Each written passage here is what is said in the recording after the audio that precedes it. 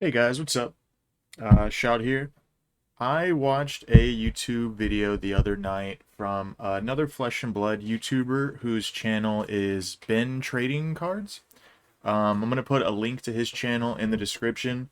I think he has a couple of I think he makes good videos where he talks about the financial side of Flesh and Blood. It's definitely worth checking out. So go check out the his channel after this. I'm actually gonna put a link to the video that inspired me to make this video in the description. The video that I watched that made me think about this video was a video that he put out that said, what would he buy with $100? What would he buy as Flesh and Blood product if he had $100? And I'm going to tell you later in the video what he said in his video because I do agree with it, but I wanted to approach that question from a perspective of a new player as well. In his video, he kind of frames it from the collector's standpoint, which I think is still a good point to bring up. But I wanted to expand on it a little bit more. And I also want to ask you guys, if you want to respond in the comments, what would you buy if you had $100 bill and you were looking to buy some Flesh and Blood product? As a new player, as a collector, give a couple different answers if you want, but really just what would you buy? So let's get right into it. I think as a new player trying to get into Flesh and Blood, you can get a lot done with $100. And I think one of the best things that you could do with that $100 is you could go on eBay and you could buy pre-built decks. These are blitz decks, so they're 40 cards. They give you everything you need to play games, and you can get those for $10 to $15, right? So if you have a group of friends who like to play, maybe you wanted to get a couple of different heroes so you could try some stuff out. I think that is a great place to start. There's a couple of websites that also sell these pre-built decks for $10, $20, $30. I think on the lower end of the tier, if you're paying 10 or 20 bucks, you're going to get rares. You're probably not going to get any super rares, definitely not any majestics.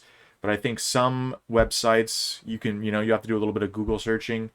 Some websites will offer some with supers, maybe a majestic, the price will increase. If you're going for these like higher tier, more competitive decks. One website that comes to mind right away is Fab Foundry. I checked their website out last night. They were sold out, which means that, hey, the product moved. So I guess a lot of people were interested in that product. So there's definitely going to be more websites, more places where that's available. Another great place to look for this this specifically would be the Flesh and Blood Discord, which I'll leave a link to in the description as well. The Discord's a great place just to learn about the game, get good deals on cards. So that would be definitely one of the first things I would recommend is to buy pre-built decks for $10, $15. You and a friend can get two or three each. Really try some stuff out.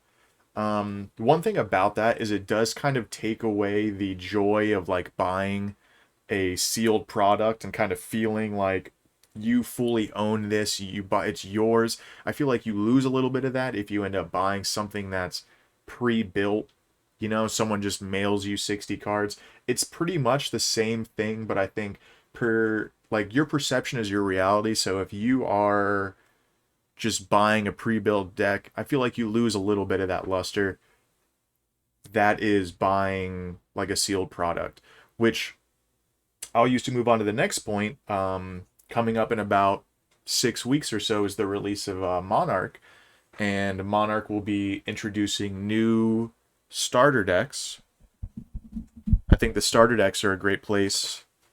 That's kind of what the game is missing right now. You can't really buy the Welcome to Wraith Alpha starter decks. So if you're content with waiting a little while, you can wait to pick up the Monarch pre-built decks. Team Covenant is a website that I think if you're interested in playing Flesh and Blood, you should pay a lot of attention to that website.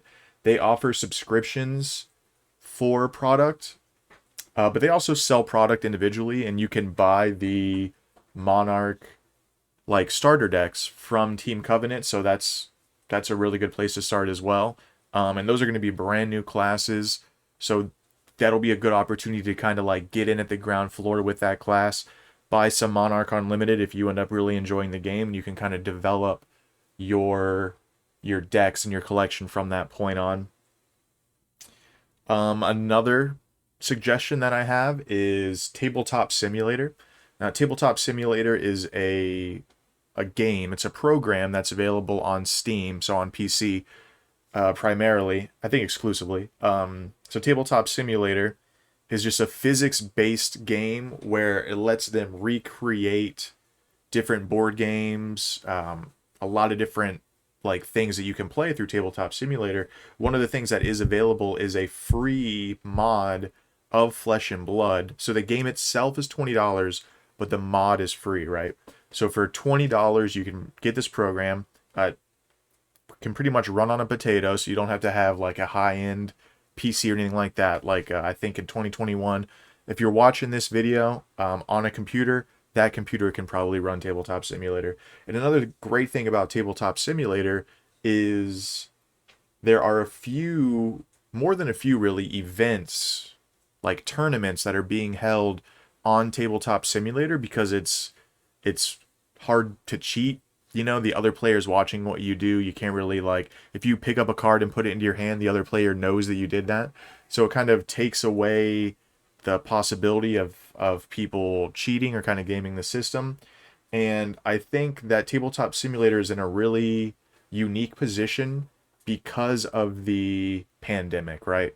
So Flesh and Blood, the name of the game, is based on playing in person. Legend Story Studios has said that they never really intended for there to be a huge online presence with the game because they developed it with the concept of playing in person. James White and everyone at Legend Story Studios really believes in the power of these games to bring people together. And I mean, I for one can testify that it works. I love Flesh and Blood. I love going to my gaming store. I'm super cool with all the people that I've met there in the last like 2 months.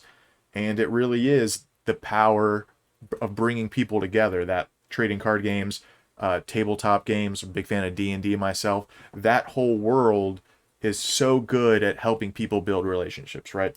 So because of that, there was never really intended to be a massive online platform. But because of the pandemic, Tabletop Simulator has existed in this space, and Legend Story Studios has even gone above that to say that, like, hey, we really appreciate this program. Tournaments are being ran through Tabletop Simulator. That's kind of like given the green light by Legend Story Studios just because of everything going on in the world right now. A great thing about Tabletop Simulator is you pay the $20 initial investment to get the program, to buy the game, but you don't have to buy any cards, right? So if you think about Arena, Magic the Gathering Arena, if you think about Pokemon Online TCG, you think about Magic Online, you think about all these online platforms for trading card games, and you have to, they're normally free to play, right? But you have to buy packs. You have to build your collection. So you download Arena for free, but if you want to build a top tier deck, you're gonna put money in because you're gonna need wild cards. You could of course play for free over a long enough period of time, whatever. But if you want to cut straight to the chase, you're gonna pay money. But Tabletop Simulator and the Flesh and Blood mod is different in that regard because you can just import deck list from FABDB.net, which is a great resource.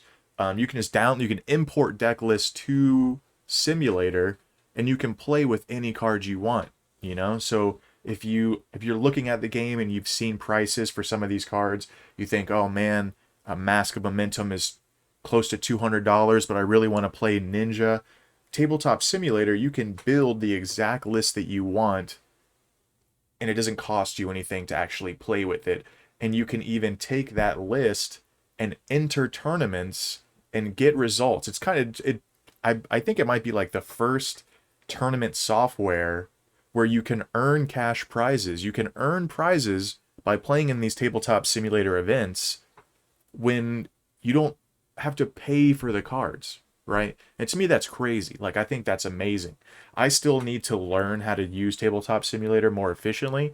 That's something I want to do with the channel. I'd love to do some how to play, you know, this and that, get some footage on the channel of Tabletop Simulator. But to get to the point that Tabletop Simulator is a great way to play Flesh and Blood, to really like see if the game really speaks to you. Maybe you enjoy the game, you've played a couple times, but you want to test all these other heroes and you don't really want to go out and spend a bunch of money. Tabletop Simulator is a great way to play Flesh and Blood. It kind of gives you that feeling of like playing across the table from somebody, even though you're in your room. But hey, some people prefer to be in their room playing a game, you know, but some people are antisocial, and that's totally cool.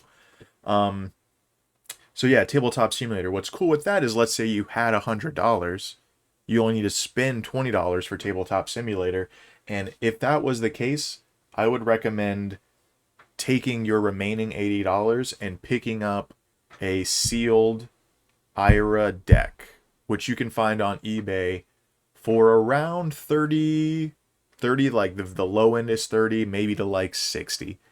You can sometimes find auctions that are kind of on the low end, but I would take that remaining money and I would buy an IRA sealed deck. For many reasons, right? If you have a friend and you want to play with that friend, break it open, play. You know, play with the IRA decks. They're awesome decks. They're really good for teaching you how to play the game, but you could also keep it sealed, right?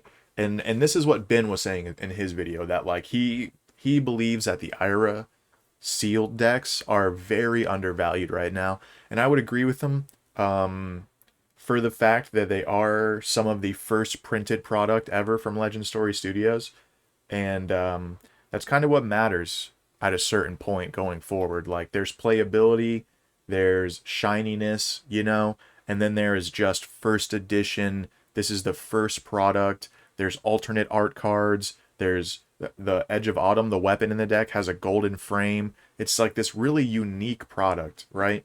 And they're going to be reprinting more this year to get into the hands of new players. And hopefully those ones are free. I really want those ones to be free going forward. But I think the game has hit a point where these old first edition collector's items they're valuable, right? So I would say that, like, if you had $100, if Tabletop Simulator seemed like something you were interested in, get Tabletop Simulator, and then maybe take that remaining $80 and pick up an IRA sealed deck. Okay. Another option that I would recommend if you're a new player is buying a sealed box of either Welcome to Wraith or Arcane Rising. Kind of look into a little bit, see which one of those decks, the heroes that are available in them, seem more enjoyable to you. Do you like the idea of like physical based champions, you know, ninja, guardian, warrior? If that sounds cool, go Welcome to Wraith.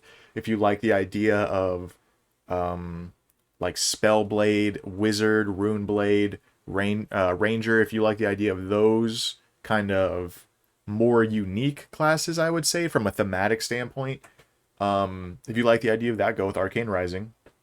So you buy a box, and if you have a friend that is interested in trading card games, you guys can go in on this together, maybe get 2 boxes. But ultimately, I would say that playing sealed, which is buying a sealed product and then opening it up, and each player taking 6 packs, you open up those 6 packs and you build a deck based on the limited resources you have of that, you know, of the cards that you have available to you. You can look up like how to play sealed, what is limited, things along those lines. But ultimately, you want to buy a box and you want to experience deck building and experience the game from this perspective of like, hey, I only have so many cards. It'll really kind of let you see what some cards do. It's a fun way to play. It's one of my favorite ways to play. And then once you've done that twice, you know, because you're going to have 6 packs, you have 12 packs remaining, and then you can do the same thing again. Once you have your pile of cards left over after opening everything, then I recommend just, you know, try brewing, try building a pile, you know, a deck. I would recommend going with Blitz first. So like a lower bar to entry, you only need 40 cards instead of 60. So I'd recommend building a blitz deck out of that and then kind of seeing if you can find some players around you, maybe a local game store.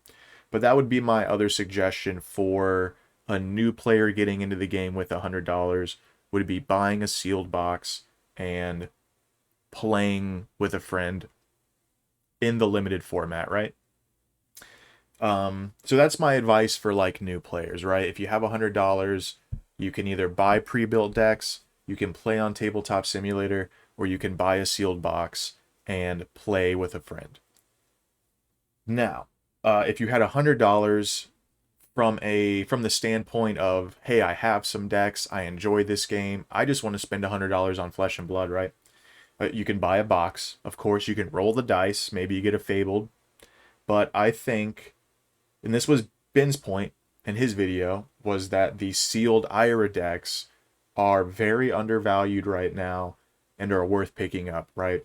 So with $100, you could possibly pick up 2 of these Ira decks and sit on them for a year or 2, see what happens with with the game. It's only going up.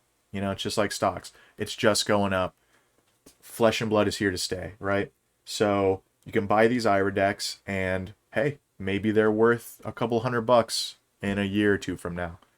Maybe you hold on to them for 10 years, and it's considered this amazing product that was really used to get people into the game. It just has this sauce about it, Like these are the Ira decks. It's the first thing that I ever played the game with, and I love it. I have a lot of stuff to say about Channel Fireball, but they mailed me an Ira deck with a purchase of like $140, right? But I got this deck from them, and it's what helped me learn the game and teach people around me the game, right? It was that first, that first bite. So I'd recommend buying, 1 or 2 Ira decks. Another thing you could do with $100 from the perspective of like cold foils, because honestly, if it's not Ira decks as far as collectability goes, then it's cold foils, right? You could maybe pick up a couple of alpha rainbow foils, maybe some supers, pick up a couple of Drone of Brutalities. Hey, ride that train. But from a cold foil perspective, you could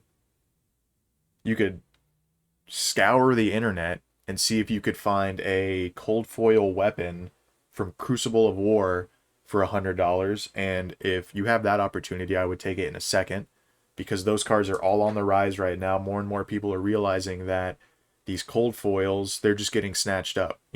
Once some of the bigger players in the ocean of this trading card game, once they start making some moves, all the smaller fish are going to be like, hey, I need to pick up some of these cold foils before they're gone. And we're in the middle of that right now. Another option, and I don't really I don't think this is the best idea, but you could pick up the cold foil promos, the buy a box promos, the weapons, because those are kind of going for like $30 to $40 right now. They used to be quite a bit more. They've gone down a little bit, but I think that they do still have some potential. The reason they're kind of an unknown factor right now is because Legend Story Studios has a policy of reprinting cold foils for tournament prizes, and weapons and heroes are kind of like the first thing you would expect to be reprinted like that. So I think, there's a chance that if you buy a Dawnblade for $30, it's kind of always going to be around $30 or $40, right? But honestly, a couple years down the line, once we have new heroes and new weapons, and this stuff kind of gets left behind, that these cards will have some value, right? And it all kind of depends on like the champion you like. I mean, honestly, if you have $100 and you have some decks, you just want to get some cool stuff, get the cold foil weapon for your class, like the promo, which is like $30-$40, and you can maybe even buy the rainbow foil hero. And those have value, they're not going to crash overnight. It's not the worst investment ever, but it just is more likely, it's less likely to boom than all these other products, right? Everything else is going crazy. These have kind of stayed about the same the entire time, but you have to take these things into account when you're making these decisions. How long are you going to hold this product? Is it something that you're just going to turn around and like try and sell in a year? Or are you thinking 10 years down the line where this stuff there's so much less of it in the world to be bought and sold? So, those are my thoughts on what you could buy if you had $100 and you wanted to pick up some Flesh and Blood product, right? So let me know what you guys think in the comments, what you would spend $100 on. Do you think I'm out of my mind? Would you buy something completely different? Or I want to hear what you guys have to say. Also, my last video is doing pretty well. I enjoyed doing this, just kind of talking about like what I think. I like watching. I watch so much other Flesh and Blood YouTube content, and I do enjoy kind of just like giving my thoughts on points that other people bring up, or just kind of what's going on in the environment. But that last video did well. I really appreciate all the support and everything. The channel's getting relatively close to 100 subs, and I'm super excited about that. I actually ended up ordering a couple of IRA sealed decks over the last couple of days, and I want to give one of those away to somebody on the channel when we hit 100 subs. So look forward to that. I'm also on Instagram, ShoutmanTCG, same name as this channel. I'm going to do some stuff over there as well. But just know, guys, that I really enjoy doing this. I really enjoy communicating with you guys. I appreciate all the support. And 2021 is going to be an incredible year for Flesh and Blood. And it's going to be an incredible year for Flesh and Blood players, right? So let me know what you guys think in the comments. I have some other stuff planned for some other videos I'll probably end up doing within the week. But I hope you guys have a great day, have a great weekend. Get those skirmish games in. We only have a couple more weeks of skirmish season. And Legend Story Studios will mail you a card that's worth, like, whatever, money. So I'll talk to you guys later. Be safe. I'll see you around.